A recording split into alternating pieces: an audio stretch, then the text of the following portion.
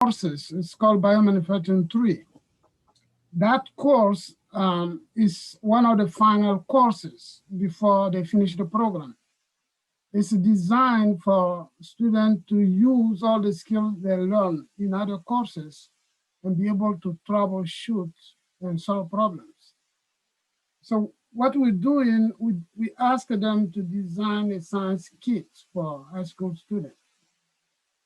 So to start, well, what we do is we go over what they have learned before. Some of the skills involve SDS page and Western blots. So we use this slide to explain how you can use bacterial transformation to identify a protein. On using Western blot, and first you run the SDS page and you transfer the gel onto a membrane and identify the protein. So we do all that together, then we ask them to go and do their own research and write a report on the following topic. So like genetic engineering, bacterial transformation, how is it useful in research, and not just for fun, but how researchers use it to solve problems, how manufacturing companies use it to purify proteins. So, so they go and write a three-page report, and they bring it. So that's one of their grades. So the next thing we do, we do a refresher lab, which is bacterial transformation using the Edvotek transformation kit. So they use it and they transform the cells and they get blue and green colors. Sometimes we use the Biorad kit. So the next thing we do is, this one is usually we work with students together or just the instructors to do that. Addgene has a bunch of plasmid that are fluorescent. And if you are academic, it's cheaper.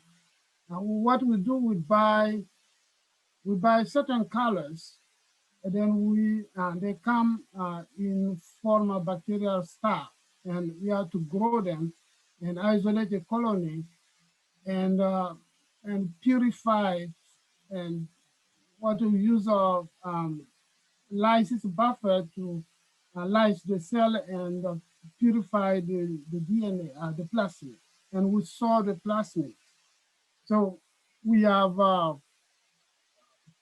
4, 5 different colors, so that we store and we give to the student to do transformation work.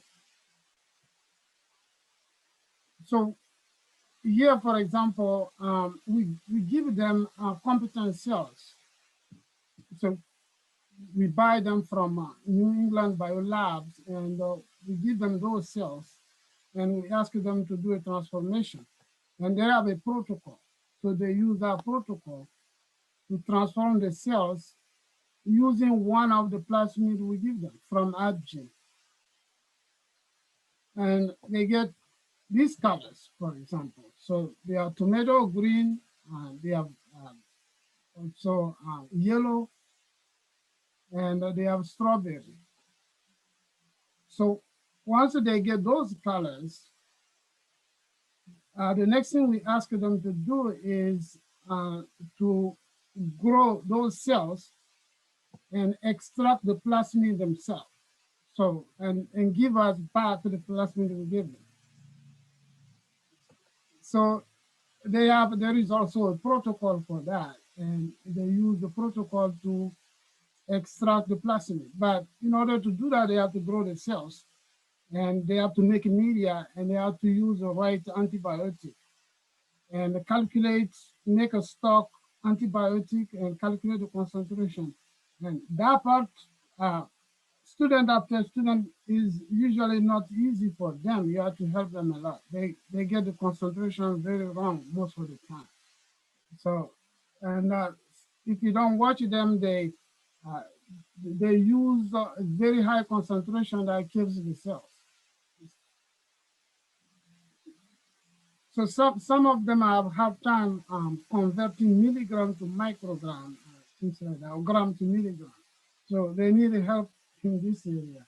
So this exercise is very good for them, and they learn that. So we give them a stock of ampicillin or kanamycin, and we ask them to prepare their own stock and store it in the freezer based on how much they need. So that's another exercise that they do a lot, and most of them have trouble with that. They don't know how much to prepare and store for the use of few weeks. The other thing is they have to prepare the media, determine the size of a petri dish and how many petri dishes they need, and look at the recipe on the bottle and make enough media for the number of petri dishes they need. So that's another exercise. That's where we discover the weaknesses and we try to fix that before they go out.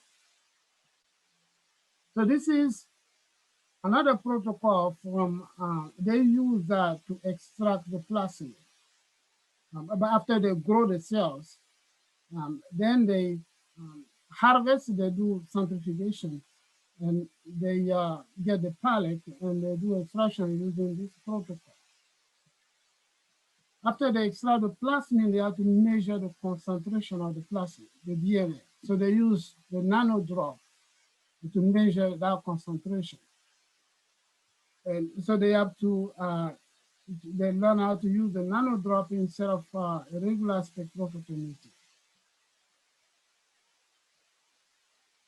So once they measure the concentration of the plasmid, and we ask them to use the plasmid they extracted and put it back into bacteria and see if it works. And again, there is a protocol. They use that protocol, the same protocol they used in the very first time. They use the same protocol, but this time they use the plasmid they have extracted to transform the cell.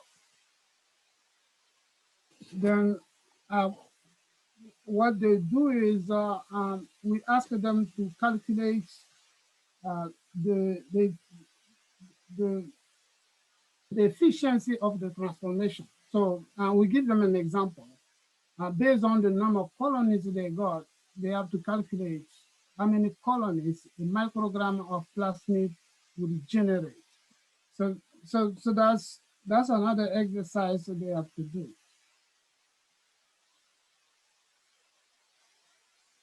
So now we ask them to produce more protein so we can store for the next group for the following year. So they use another type of cell. So that's the 10 beta that is genetically engineered to produce more, to express more plasmid instead of protein. The D23, 21 is the D3 is more for protein expression, and the 10 beta is more for plasmid expression. So they use the 10 beta to grow the cells and produce more protein, more DNA, more plasmid that we store for the other group. And they have to get something like that. So they have to be successful. If they are not successful, and they have to do it again until they can get something that works. And so then that's the end of that exercise. So the next thing they do after that is we ask them to create a science kit for high school students. Before that, they have to also write a manual for instructor when they design that kit. And they have also have to write a manual for the student. And they have to uh, include the instruction for the equipment that is needed and the equipment that is not included in the kit but needed. So the next step is we ask them to perform this task. So to design a kit with all the components for a group of 4 students in a classroom. So they have to calculate the amount of DNA they need plasmid, and they have to calculate the amount of LB broth, LB agar they need, the concentration of kanamycin, and the number of petri dishes, including the loop and transfer pipettes that they're going to include in the kits. So once they do for 4 students, the next thing is to do for a class of 20 students. And in that 20, then that's class of 20 students are going to work per group of 4. So they have to make enough for that classroom. So they have to do their own calculation. That's why the right side, the right column is a blank. So they have to fill up that blank and justify why they need that number. So they have to have enough component for the whole class, the 20 students. Then after that, what they do is we ask them to design their own box. So they create a box. They can use a piece of paper and use a glue or tape and create their own box and divide the box into compartments where they're gonna put the different ingredients, different components of the kit. So after that, what they do, they just print out the logo of the program and tape it on the box. So that's the end of the biomanufacturing 3 course. So that's what I wanted to talk about. Now, I was thinking of working with the group, with everybody, and maybe be able to create the same kit and, if possible, distribute it to high schools. Because usually what I've seen so far, people use the green fluorescent or the blue fluorescent protein. They don't use other colors, the yellow from Addgene. The strawberry, they have even tangerine, they have citrine colors, they have all those colors. So it's gonna be interesting to do that. The other problem I'm trying to solve is to be able to store the plasmid on a membrane, not so that they don't have trouble storing or finding a freezer to store the DNA. So I'm working on that to see how successful it's gonna be. If we are able to store the plasmid on a membrane, it's gonna be easy to distribute it. So we don't need dry ice, or the distribution gonna be much easier. So that's just a suggestion.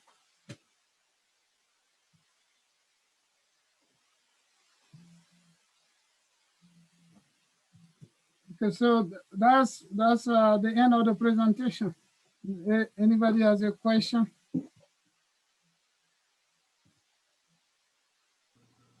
Nice job.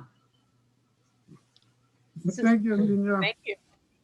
Thank you. So could it be trimmed up if, one thing I wanted to ask, so at the very beginning, so you got the plasmid from Addgene, do you do the mini prep and then just give them the plasmid, or do you give them cells for them to extract the plasmid out of the first time? The first, I do it myself, or I just do it with a student. Okay. I was wondering if you had a shorter time to, if a faculty has shorter time, could we have the students do the mini prep first out of the BL21 cells, and then have them try to optimize their next transformation into the 10 beta cells, so they could, because they have all this plasma, they could try to optimize that in that way.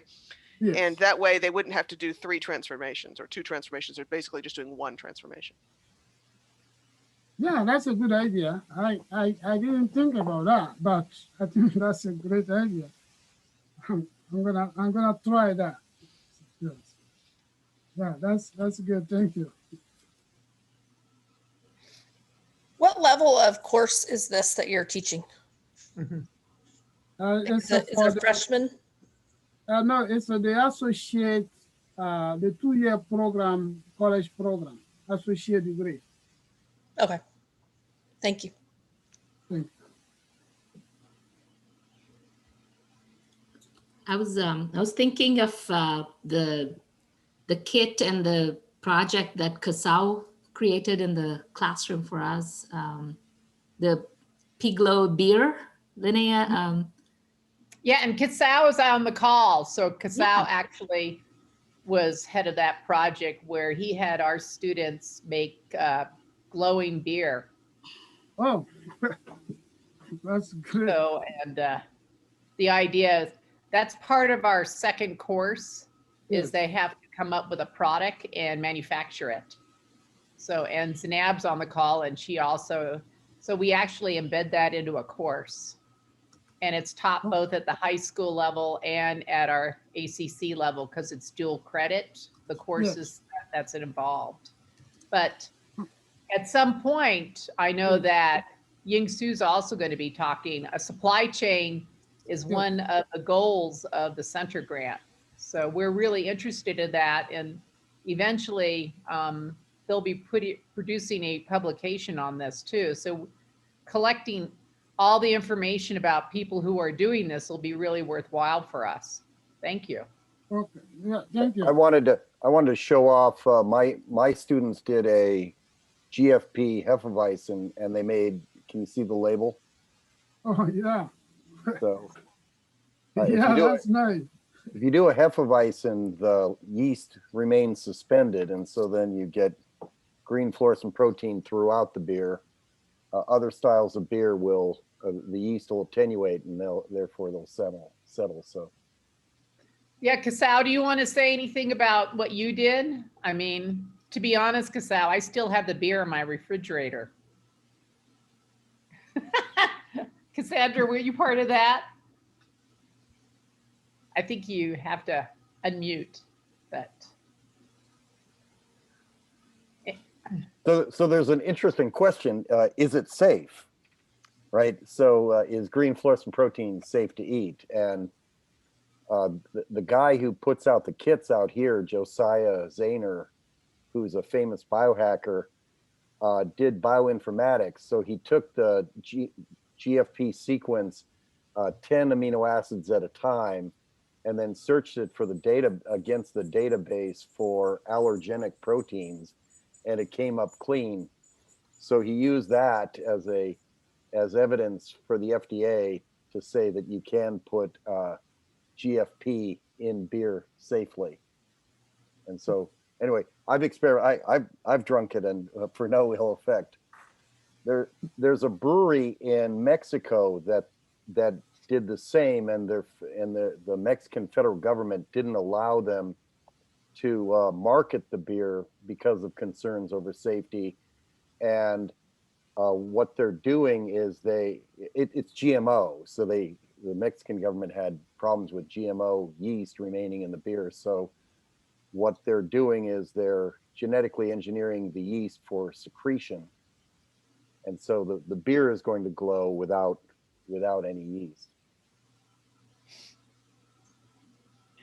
By the way, Isso, I love that you took your students through the whole process of even learning the packaging and how many, how much of everything to give to your students. Because I'll talk a little bit about our project in a little bit. And that's just so important to understand this whole process, because sometimes the students may not like doing the manufacturing, or they may not like the research, but maybe they like the packaging and learning how to do all, the design of the logos and things like that. So I think it really keeps students at different levels and different interests all engaged. Yeah, that's true. Yes. Yeah, they always, there is something in that they like. somebody will find something they like. So they are different aspects. So they are engaged. That's true. So I'm kind of curious, do we have 1 minute, Purnima, at least? So We- FYI, We have actually about 20 minutes, to be honest. so FYI, if anybody is interested in ever writing an ATE grant to advance the community's knowledge in this area, I will gladly help.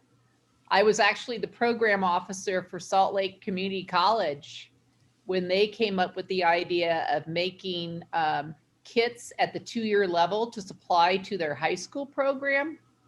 It was kind of interesting. They did run into some problems concerning they cannot compete with a company. So they had to make sure they picked products that weren't being sold on the market, because NSF is not in the business of putting other companies out of business, even though I think this is a very thin line. And because they've done it, if you're ever interested in writing an ATE, then of course we'd have to think about what would advance the knowledge of the community, next steps for supply chain, so to speak.